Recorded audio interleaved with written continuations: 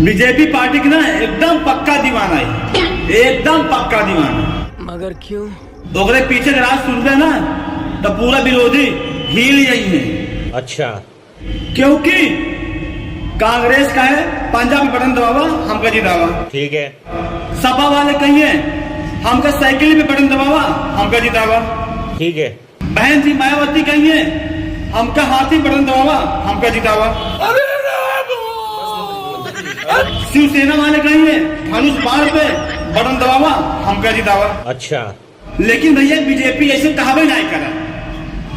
वो कहा था तुम कोई भी बटन दबाओ।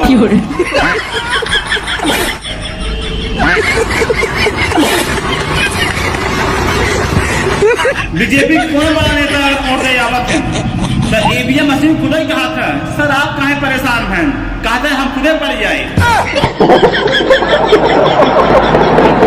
एका हम ना कहते एका गाता विरोधी लोग। जय श्री राम।